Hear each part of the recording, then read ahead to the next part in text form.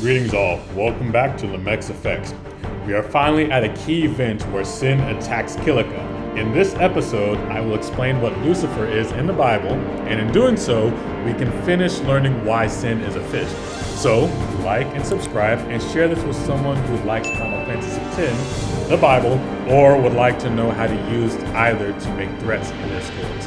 Now, let's begin.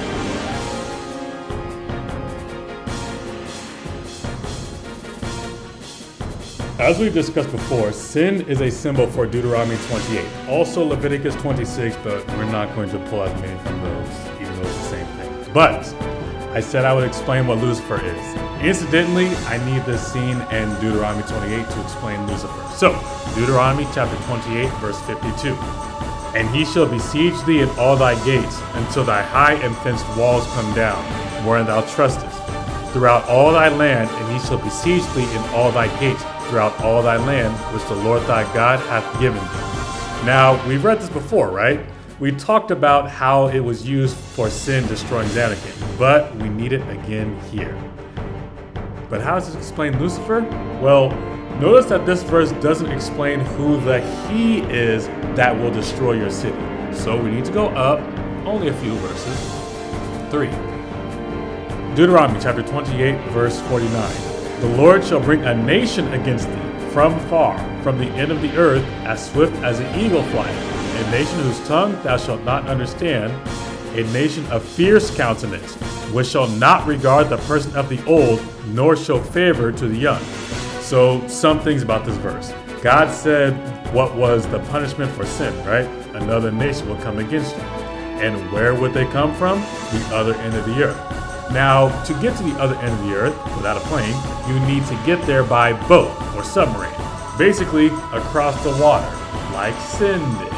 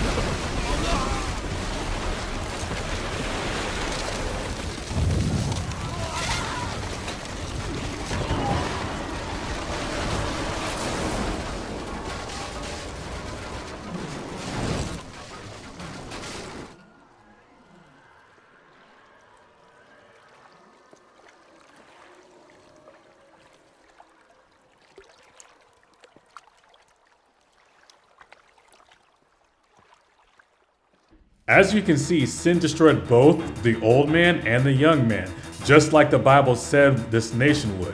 Remember that nation means race, from when I taught you about the Gentiles and the heathens. So, sin represents another race of people, a race that would come to conquer you. If you can understand this, you will understand the symbolism Square Enix uses and why it works. You'll also understand the rest of the Bible and most places where Satan or the devil or hell show up.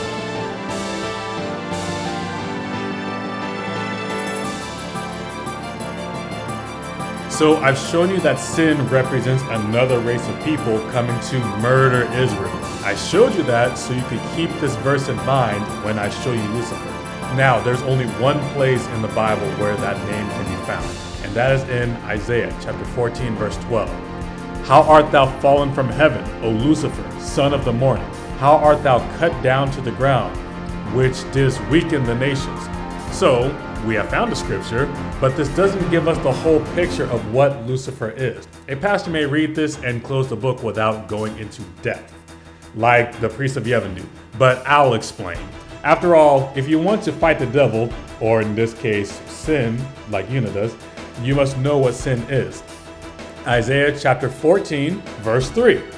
And it shall come to pass in that day that the Lord shall give thee rest from thy sorrow, and from thy fear, and from the hard bondage wherein thou wast made to serve. So somehow the topic of Lucifer starts with bondage. Bondage is slavery. Not spiritually, not figuratively, not poetically or theoretically or any other fancy way. This is slavery, straight up. And you know this because verse 2 says, and the people shall take them and bring them into their place, and the house of Israel shall possess them in the land of the Lord for servants and handmaids, and they shall take them captives, whose captives they were, and they shall rule over their oppressors. So this chapter is talking about literally ruling over another nation that had Israel in slavery. And what was this place called? We already read verse 3, so verse 4. Thou shalt take up this proverb against the king of Babylon, and say, how hath the oppressor ceased, the golden city ceased. So in verse 2, it said Israel would rule over their oppressors. And verse 4 says the oppressor is Babylon. Verse 5, the Lord hath broken the staff of the wicked and the scepter of the rulers.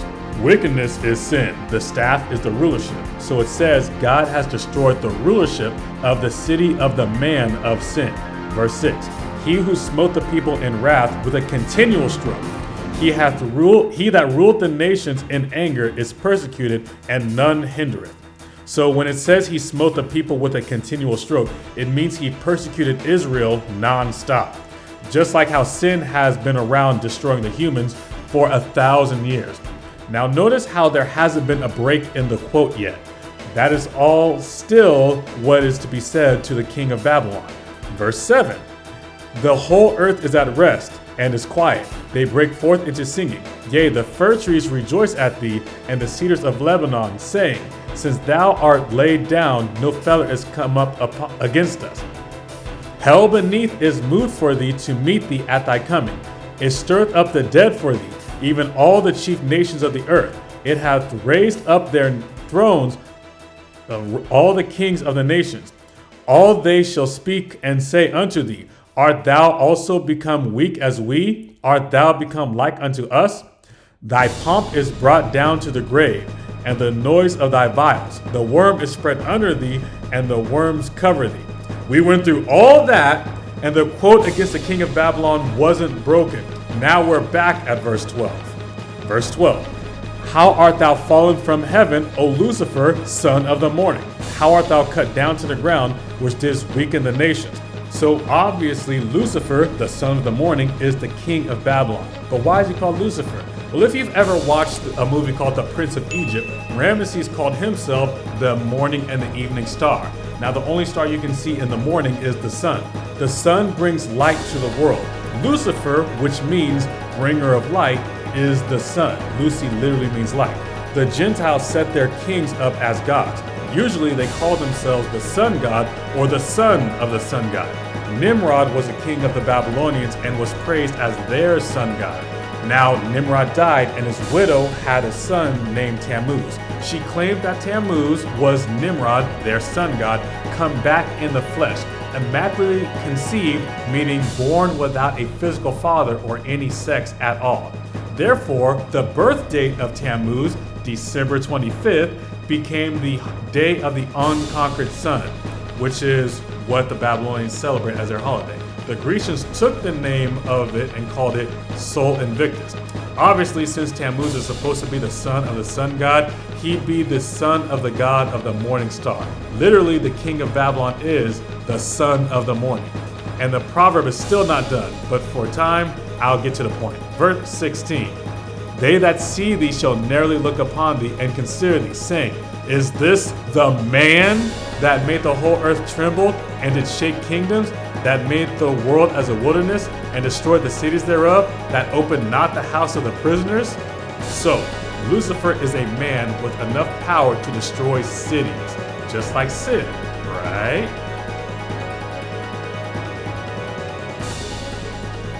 So we know that sin represents all the punishments of Deuteronomy 28.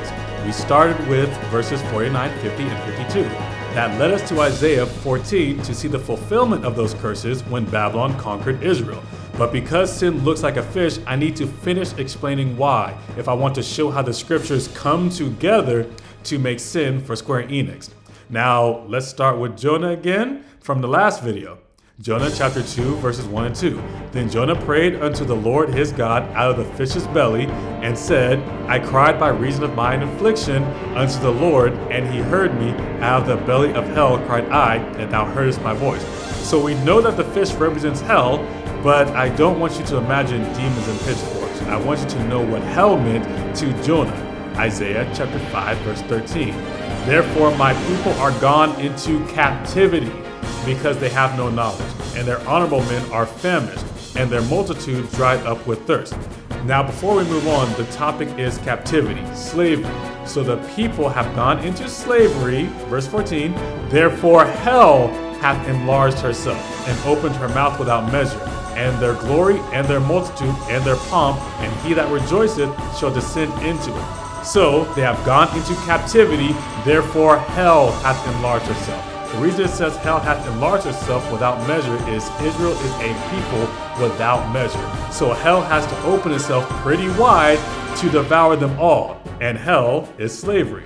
So that means the entire race was going into slavery. Not one would be free. That's the explanation of the Deuteronomy 28:32 scriptures saying that your children will go be given into another people. And who had them in slavery? Babylon. And if hell is slavery and the fish is hell, then the fish represents slavery. You know what's interesting? The Babylonians and the Assyrians have a god called Dagon. He is a mermaid-like creature, basically a fish, a god of fish. So theoretically, I should be able to represent Babylon, a country who had Israel in hell and captivity, as a beast that came out of the water to destroy the people, right?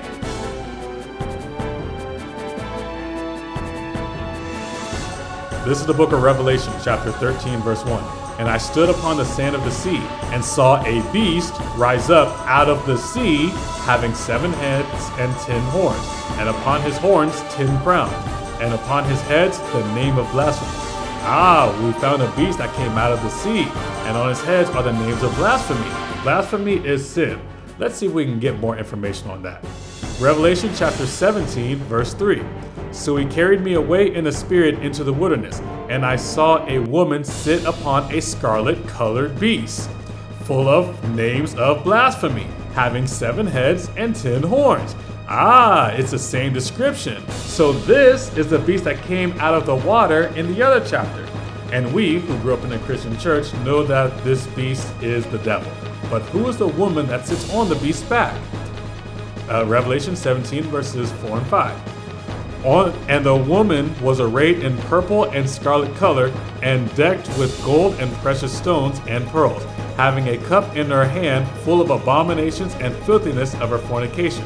And upon her forehead was a name written, Mystery, Babylon the Great, the mother of harlots and abominations of the earth. So, Babylon is a country that conquered Israel according to Isaiah 14. This is the fulfillment of the curse that said Israel would go into captivity in Deuteronomy 28. Slavery is hell, according to Isaiah 5. Hell can be symbolized as the fish in Jonah chapter 2, which is the god and symbol of Babylon. A fish is a beast that comes out of the water, like the beast in Revelation 13. The name of the city on top of that beast is Babylon, according to Revelation 17, which is a country that conquered Israel, which was called Lucifer. Sin is Babylon. And this is where I remind you to comment what you think about my explanation. It's nice that it makes a nice little circle, especially because that's a theme of Final Fantasy X. Spirit is in a cycle of death, spirit resists change, and even sinners are born. Anyway, you notice that Babylon is a city that sits on the back of the beast, just like how there is a city on the back of sin right here. But anyway, we can talk about sin and death next time on Mech's Effect.